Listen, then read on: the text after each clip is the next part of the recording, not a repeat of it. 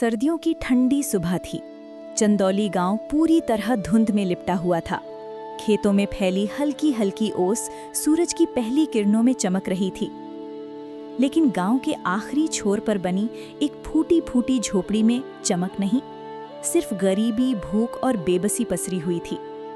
उसी झोपड़ी में रहते थे माधव और उसकी माई। माधव बेटा, आज पेट में कुछ डाला या नहीं? तेरा चेहरा बता रहा है कि रात से भूखा ही है। खा लिया माई, तू फिक्र मत कर। देख, मैं बिल्कुल ठीक खड़ा हूँ। असलियत ये थी कि माधव ने पिछले दिन से एक दाना भी नहीं खाया था, लेकिन वो नहीं चाहता था कि माई के दिल में और डर भर जाए। मुझसे झूठ मत बोल रे, तेरे गाल पिचक गए हैं, आवाज में जान नहीं रही, और तू कहता है पेट भरा है? बेटा, भूख से सिर्फ पेट नहीं, हौसला भी टूट जाता है। भूख सह लूंगा माई, लेकिन अगर तू रोएगी तो मुझसे नहीं सहा जाएगा। कब तक रे बेटा, कब तक इस उम्मीद में बैठे रहेंगे कि ऊपर वाला चमत्कार करेगा? आदमी को जीने के लिए रोटी चाहिए। भगवान के भरोसे पेट कब तक भरेगा? बस कुछ दिन और माई, एक दिन भगवान हमारी भी सुनेगा। इतना कहकर माधव ने कोने में टिकी अपनी पुरानी लकड़ी की लाठी उठाई, बकरियों को इकट्ठा किया और झोपड़ी से बाहर निकल पड़ा। रास्ते में गांव की चौपाल पर कुछ लोग बैठे थे। माधव को देखते ही उनके चेहरों पर तंज भरी मुस्कान आ गई। अरे देखो, माधव बकरियों वाला जा रहा है। आज भी खाली पेट जंगल जाएगा? गरीब की थाली में रोटी कब ठहरती है, उसका तो साया भी भूखा रहता है। राम राम माधव, आज भगवान से कहना तेरी किस्मत पलट दे, वरना ऐसे ही गली गली भटकेगा। माधव ने सिर झुका लिया। हर ताना उसके दिल में तीर की तरह चुभता था, लेकिन वो चुप रहा, क्योंकि जवाब देने के लिए ताकत नहीं, हिम्मत चाहिए होती है। जंगल पहुंचकर माधव ने बकरियों को खुला छोड़ दिया, खुद पास की एक कच्ची पगडंडी पर बैठ गया। तभी झाड़ियों के पीछे हलचल हुई। कौन है? कौन है वहां? थोड़ा पास जाकर देखा तो एक सुंदर नीले रंग का पक्षी जमीन पर पड़ा था। उसका पंख बुरी तरह से घायल था और वो दर्द से हाँफ रहा था। अरे, तुझे क्या हुआ? डर मत, मैं तुझे कुछ नहीं करूंगा।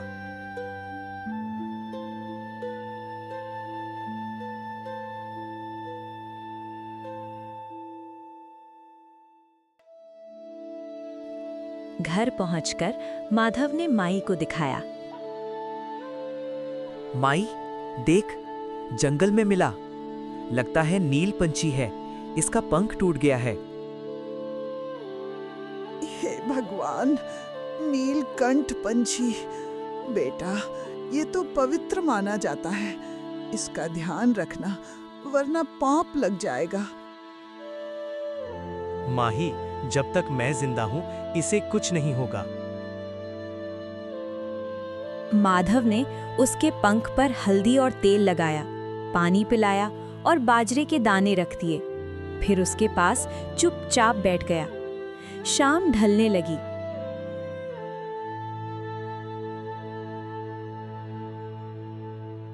अब छोड़ दे बेटा, तू खुद भूखा है, कुछ खा ले, नहीं तो बीमार पड़ जाएगा। माए, जब तक ये सांस ले रहा है, मैं इसे अकेला नहीं छोड़ सकता। मैं ठीक हूं। रात गहरी हो गई, माई सो गई, लेकिन माधव अब भी जाग रहा था। तभी पक्षी ने हल्की सी हरकत की। अगले ही पल माधव का दिल जोर से धड़क उठा। अरे, तू होश में आ गया?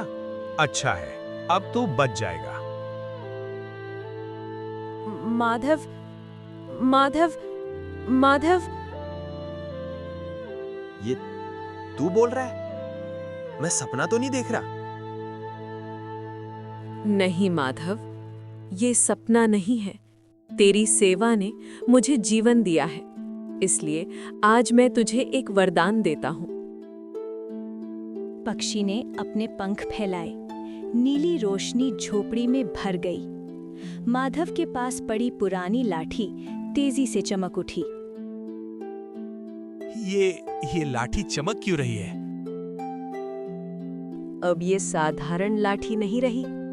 जब तू इसे नेक काम में लगाएगा, ये तेरा साथ देगी। लेकिन याद रखना, अगर इसमें लालच घुसा तो यही लाठी तेरा सबसे बड़ा बोझ बन जाएगी। मैं वादा करता हूँ, मैं इसे सिर्फ भले काम में ही इस्तेमाल करूंगा। नीली रोशनी फैली और पक्षी अचानक गायब हो गया। झोपड़ी में बस माधव और उसकी चमकती लाठी रह गई। सुबह की हल्की धूप झोपड़ी के टूटे दरवाजे से अंदर आ रही थी। माधव पूरी रात सो नहीं पाया था। वो बार-बार अपने हाथ में पकड़ी उस चमकती लाठी को देख रहा था। कभी डर, कभी उत्साह, कभी विश्वास, कभी शंका। क्या सच में ये लाठी अब जादुई है, या फिर कल रात मैंने कोई सपना देख लिया था? अरे रे, तू कब से उस लाठी को घूर रहा है? कुछ हुआ क्या? माई, ये वही लाठी है, पर इसमें कुछ अजीब सी चमक है। कल रात नील पंछी ने कहा था कि इसमें ताकत है। पगला मत रे, लाठी तो लाठी ही होती है। हाँ, अगर तूने सच्चे मन से नेकी की है तो भगवान तुझे जरूर आशीर्वाद देंगे। पर इन चमक दमक पर ज्यादा भरोसा मत कर। नहीं माई, आज मैं इसे परखूंगा। इतना कहकर माधव बकरियों को लेकर जंगल की ओर निकल पड़ा। हाथ में वही लाठी थी। दिल में डर भी था और एक छोटी सी उम्मीद भी। जंगल में बकरियां शांति से घास चर रही थी। हवा ठंडी थी, सब कुछ सामान्य लग रहा था। तभी झाड़ियों के पीछे से एक भारी गुर्राने की आवाज आई।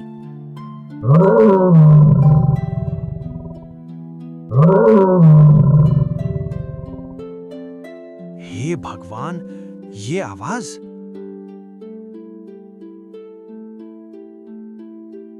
उसने ध्यान से देखा। झाड़ियों के बीच एक बड़ा भेड़िया घात लगाए बैठा था। उसकी आंखें सीधे बकरियों पर जमी थी। बकरियां घबरा गईं और इधर-उधर भागने लगी।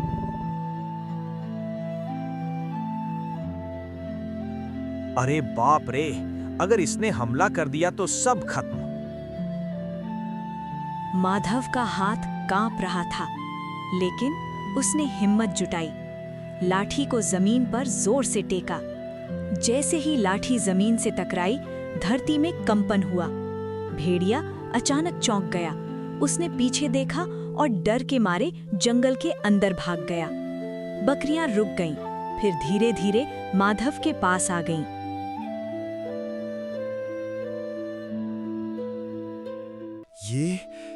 ये सच में काम कर गई। भेड़िया ऐसे ही भाग गया। उसके रोंगटे खड़े हो गए। हे भगवान, ये कोई सपना नहीं है। कुछ देर बाद माधव के पेट में तेज जलन होने लगी। भूख अब बर्दाश्त से बाहर थी। माई तो भूखी है, मैं भी भूखा हूँ। काश आज कुछ खाने को मिल जाए। उसने लाठी को फिर से जमीन पर टेका और मन ही मन सोचा। अचानक उसके सामने पत्तों से बनी एक थाली प्रकट हुई। उसमें ताजी बाजरे की रोटियां और एक कटोरी दूध था। अरे, ये सच में रोटी है। हे भगवान, आज तो माई भी पेट भर पाएगी। शाम को माधव वो रोटियां और दूध लेकर घर लौटा।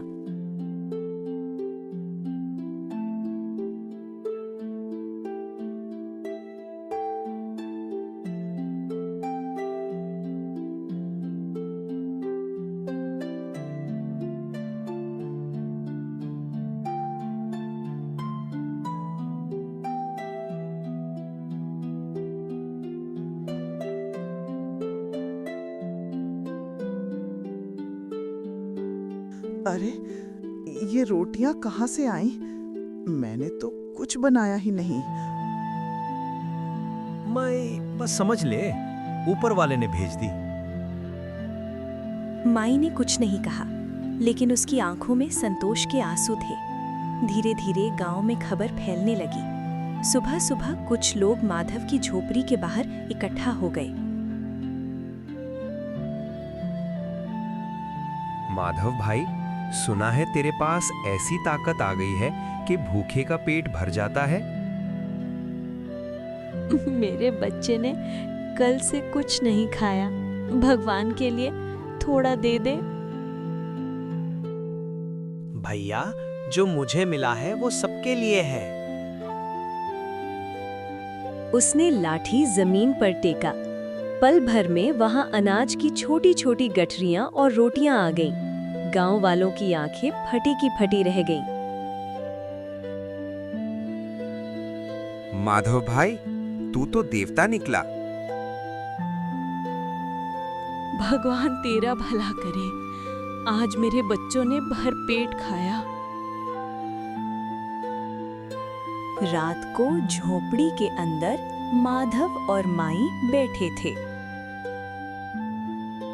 बेटा, आज गांव वाले तुझे दुआएं दे रहे थे, पर याद रख, वरदान हमेशा नेकी के लिए ही होता है।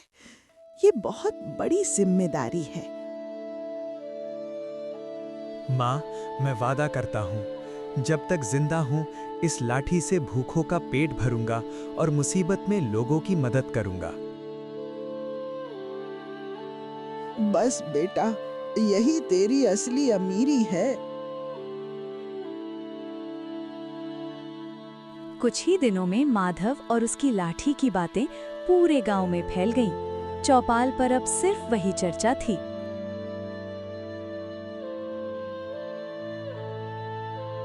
माधव की लाठी से अब कोई भूखा नहीं सोता।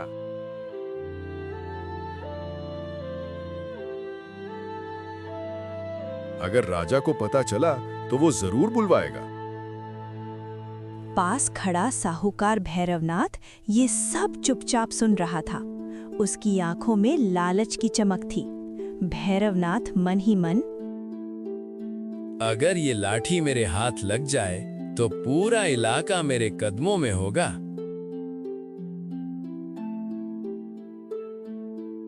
कुछ ही दिनों में माधव और उसकी लाठी की चर्चा सिर्फ गांव तक नहीं रही, आसपास के इलाकों में भी लोग बातें करने लगे थे। किसी ने कहा, गरीब चरवाहे के पास ईश्वर का वरदान है। किसी ने कहा, वो भूख को मिटा देता है। और किसी ने राजा तक जाकर ये बात पहुंचा दी। एक सुबह राजा के सिपाही घोड़ों पर सवार होकर चंदौली गांव पहुंचे। ढोल बजा, गांव वाले इकट्ठा हो गए। राजा की आज्ञा है, चरवाहा माधव दरबार में हाजिर हो। गांव में हलचल मच गई। देखो, राजा ने बुलाया है। अब तो गांव का नाम राज्य भर में चमकेगा। लेकिन माई का चेहरा चिंता से भर गया। बेटा, दरबार की चमक अक्सर आंखें चौंधिया देती है। सावधान रहना। माई, मेरा इरादा साफ है। मैं बस गांव का भला चाहता हूँ। माधव अपनी लाठी लेकर दरबार पहुंचा। भव्य महल, ऊंचे खंभे, सिंहासन पर राजा विराजमान। दरबारियों की भीड़ थी और वहीं साहूकार भैरवनाथ भी मौजूद था। तो तू है वो माधव जिसके बारे में इतनी बातें सुनी हैं? जी महाराज, सब ईश्वर की कृपा है। अच्छा, तो हमें भी दिखाओ तेरा चमत्कार। माधव ने लाठी जमीन पर टेकी। मन ही मन कहा, यहाँ बैठे सभी लोगों को आज भरपेट भोजन मिले। पल भर में दरबार में थालियां प्रकट हो गईं, खुशबू फैल गई। अद्भुत, चमत्कार। राजा प्रसन्न हुआ। शाबाश माधव, तूने हमारा मन जीत लिया। ये ले नाम। राजा ने चांदी के सिक्कों की थैली माधव की ओर बढ़ाई। माधव ने सिर झुका लिया, लेकिन तभी भैरवनाथ राजा के पास झुका। महाराज, अगर ये लाठी खाना बना सकती है तो सोना भी बना सकती होगी। राजा की आंखें चमक उठी। माधव, हमारे लिए थोड़ा सोना निकालो। माधव का दिल जोर से धड़कने लगा। महाराज, ये लाठी जरूरत के लिए है, लालच के लिए नहीं। तू हमारी आज्ञा टाल रहा है। महाराज, ये डर रहा है, थोड़ा दबाव दीजिए। माधव को माँ की बात याद आई। लाठी तेरी परीक्षा लेगी। लेकिन मन में एक चिंगारी जली। माधव मन में, अगर राजा खुश हो गया तो गांव का भला होगा। उसने लाठी जमीन पर पटकी और मन में सोने की कामना की। अचानक लाठी भारी हो गई। माधव के हाथ कांप गए। दरबार में हड़कंप मच गया। राजा गुस्से में, धोखा, तू हमें छल रहा है। नहीं महाराज, मैं झूठ नहीं बोल रहा। पहले खाना दिखाया, अब सोना नहीं आया। महाराज, ये गरीब हमें बेवकूफ बना रहा है। राजा का गुस्सा बढ़ गया। अगर तू सच्चा है तो साबित कर, वरना कैद कर दिया जाएगा। सिपाही आगे बढ़े। माधव ने लाठी उठानी चाही, लेकिन अब वो भारी लग रही थी, जैसे उससे दूरी बना रही हो। हे नील पंछी, ये क्या हो गया? तभी दरबार में नीली रोशनी फैल गई। सबकी आंखें चौंधिया गईं। नीलक पंछी प्रकट हुआ। रुको, कोई कहीं नहीं जाएगा। पूरा दरबार सन्नाटे में डूब गया। इसने झूठ नहीं बोला, मैंने ही इसे वरदान दिया था। ये कौन है और कहां से आई है? लेकिन शर्त भी दी थी, लालच मत करना। माधव की आंखों से आंसू बहने लगे। मुझसे गलती हो गई। मैं भला चाहता था पर डगमगा गया। अगर लालच जीता तो वरदान श्राप बन जाता है। इतना कहकर नीलक पंछी अदृश्य हो गया। राजा ने हाथ हिला दिया। हमें ऐसी ताकत नहीं चाहिए जो खजाना न भरे। इसे निकाल दो। माधव को दरबार से धक्का देकर बाहर कर दिया गया। गांव लौटते समय लोगों की नजरें बदल चुकी थीं। देखो, सोने का पहाड़ बनाने गया था। हमें धोखा दिया इसमें। माधव टूट चुका था। रात को उसने लाठी कोने में पटक दी। अगली सुबह वो अकेला जंगल की ओर चला गया।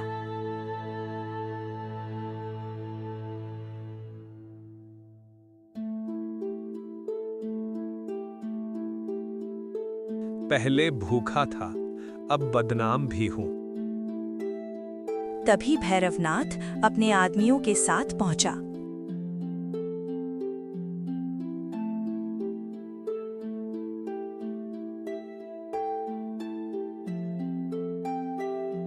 अब समझ आया? ताकत गरीबों के लिए नहीं होती। ताकत मदद के लिए होती है। भैरवनाथ चला गया। दिन बीते। गांव वालों ने माधव से दूरी बना ली। एक शाम गांव में आग लग गई। चीख पुकार मच गई। गांव वाले, माधव, बच्चे फंसे हैं। माधव रुका, आंखें झुकी, फिर इंसानियत जीती। उसने लाठी उठाई, प्रार्थना की। तेज संगीत, आसमान से जोरदार बारिश हुई। आग बुझ गई। लोग चुप हो गए। तभी भैरवनाथ लाठी छीनने आया। खींचातानी हुई। लाठी चमकी, दोनों दूर जा गिरे। माधव रो पड़ा। अब नहीं चाहिए ये बोझ। नीली रोशनी फैली, नीलक पंछी आया। जब इंसान अपने लालच को हरा देता है तभी वो जीतता है। माधव ने लाठी आगे बढ़ा दी। इसे ले जाओ, मैं मेहनत कर लूंगा। लाठी रोशनी में गायब हो गई। गांव वाले सब देख रहे थे। हमने तुझे गलत समझा। तू सच्चा इंसान है। माधव फिर वही चरवाहा था, पर अब उसके पास सबसे बड़ा वरदान था, सच्चाई और मेहनत। शाम ढल रही थी। माधव पहाड़ी पर बैठा सूरज को डूबते देख रहा था। अब समझ आया, असली ताकत लाठी में नहीं, दिल में होती है।